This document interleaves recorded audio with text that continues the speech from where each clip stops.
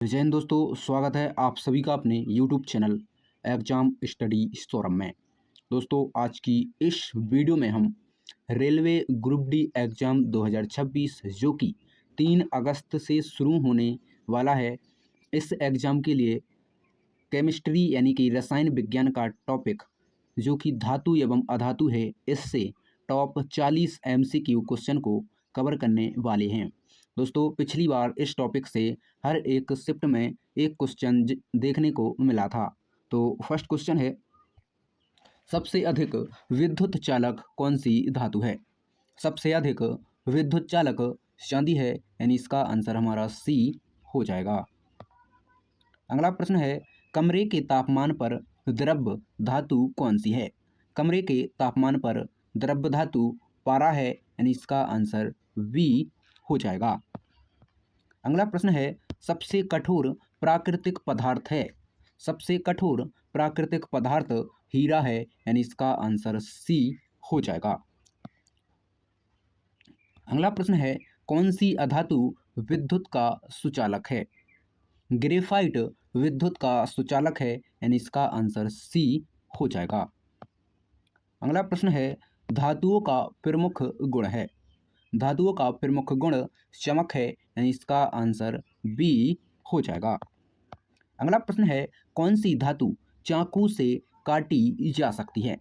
Sodium चाकू से काटी जा सकती है, यानी इसका आंसर बी हो जाएगा। अगला प्रश्न है, पीतल किन धातुओं का मिश्र धातु है? पीतल तांबा प्लस जस्ता का मिश्र धातु है, यानी इसका आंसर ए हो जाएगा। अगला प्रश्न है, कांसा किसका मिश्र धातु है? कांसा तांबा प्लस टिन का मिश्र धातु है, यानी इसका आंसर ए हो जाएगा। अगला प्रश्न है, स्टेनलेस स्टील में मुख्य धातु है? स्टेनलेस स्टील में मुख्य धातु लोहा है, यानी इसका आंसर बी हो जाएगा। अगला प्रश्न है, कौन सा अधातु दहन में सहायक है? ऑक्सीजन दहन में सहायक है, यानी इसका आंसर बी हो जाएगा। अगला प्रश्न है, सबसे हल्की धातु कौन सी है? सबसे हल्की धातु लिथियम है, यानी इसका आंसर ए हो जाएगा। अगला प्रश्न है, सबसे हल्का अधातु कौन सा है? सबसे हल्का अधातु हाइड्रोजन है, यानी इसका आंसर ए हो जाएगा। अगला प्रश्न है, सबसे अधिक तन्य धातु कौन सी है? सबसे अधिक तन्य धातु सोना है, यानी इसका आंसर सी हो जाएगा। अगला प्रश्न है, धातुएं सामान्यतः किस प्रकार के ऑक्साइड बनाती हैं? धातुएं सामान्यतः क्षारीय ऑक्साइड बनाती हैं, यानी इसका आंसर बी हो जाएगा। अगला प्रश्न है, अधातुएं सामान्यतः किस प्रकार के ऑक्साइड बनाती हैं? अधातुएं सामान्यतः अम्लीय प्रकार की ऑक्साइड बनाती हैं, यानी इसका आंसर ए हो जाएगा। अगला प्रश्न है, कौन सी धातु पानी पर तैरती है? वह धातु है सोडियम जो कि पानी पर तैरती है, यानी इसका आंसर सी हो जाएगा। अगला प्रश्न है, बिजली के तार बनाने में किस धातु का उपयोग होता है? बिजली के तार बनाने में तांबा का प्रयोग होता है, यानी इसका आंसर ए हो जाएगा। अगला प्रश्न है, विद्युत बल्ब का फिलामेंट किस धातु का बना होता है? विद्युत बल्ब का फिलामेंट टंगस्टन का बना होता है, यानी इसका आंसर बी हो जाएगा। अगला प्रश्न है, थर्मामीटर में प्रयुक्त धातु कौन सी है? थर्मामीटर में प्रयुक्त धातु पारा है, यानी इसका आंसर सी हो जाएगा। अगला प्रश्न है, सबसे अधिक आघातवर्ध धातु कौन सी है?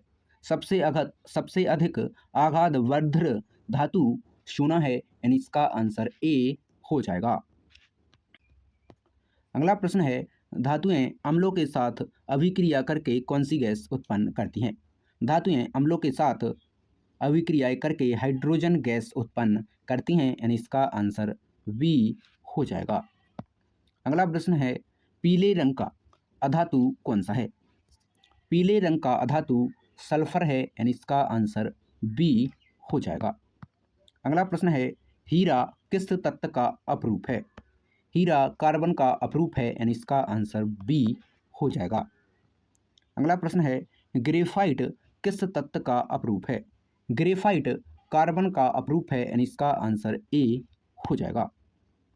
अगला प्रश्न है, सबसे अधिक अभिक्रियाशील धातु कौन सी है? सबसे अधिक अभिक्रियाशील धातु सोडियम है, यानी इसका आंसर ए हो जाएगा। अगला प्रश्न है, सबसे कम अभिक्रियाशील धातु कौन सी है? सबसे कम अभिक्रियाशील धातु सोना है, यानी इसका आंसर ए हो जाएगा। अगला प्रश्न है, जंग किस धातु पर लगती है? जंग लोहा पर लगती है, यानी इसका आंसर बी हो जाएगा। अगला प्रश्न है, लोहे पर जंग लगने के लिए क्या आवश्यक है?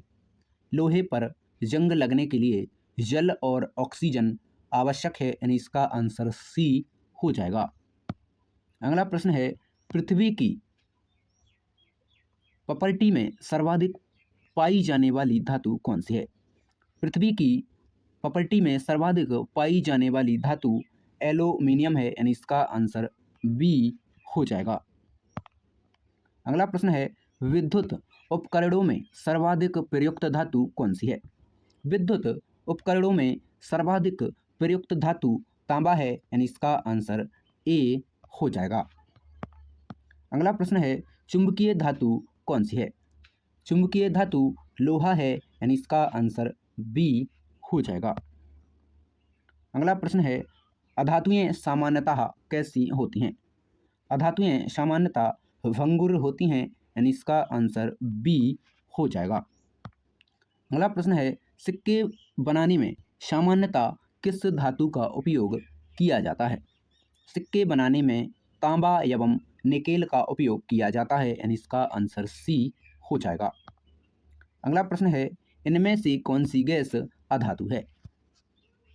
ऑक्सीजन, नाइट्रोजन, हाइड्रोजन, यानी कि ये सभी गैसें अधातु हैं, यानी इसका आंसर डी हो जाएगा। अगला प्रश्न है, स्टील किसका मिश्र धातु है? स्टील लोहा प्लस कार्बन का मिश्र धातु है, यानी इसका आंसर ए हो जाएगा। अगला प्रश्न है, बैंगनी रंग की वाष्प देने वाला अधातु कौन सा है? बैंगनी रंग की वाष्प देने वाला अधातु आयोडीन है, यानी इसका आंसर बी हो जाएगा। अगला प्रश्न है, सोना और चांदी का मुख्य उपयोग किसमें होता है? सोना और चांदी का मुख्य उपयोग आभूषण बनाने में होता है, यानी इसका आंसर बी हो जाएगा।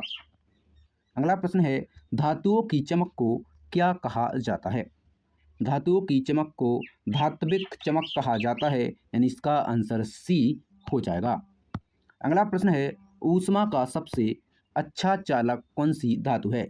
ऊष्मा का सबसे अच्छा चालक चांदी धातु है, यानी इसका आंसर बी हो जाएगा।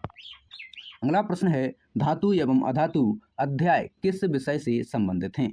धातु एवं अधातु अध्याय रसायन विज्ञान से संबंधित हैं, यानी इसका आंसर बी हो जाएगा। दोस्तों, वीडियो थोड़ी सी भी यूजफुल लगी हो तो वीडियो को लाइक और हमारे चैनल को सब्सक्राइब जरूर कर लें, ताकि रेलवे ग्रुप डी एग्ज़ाम के लिए ऐसे ही और वीडियो लाएँ तो आप तक नोटिफिकेशन पहुँच सके।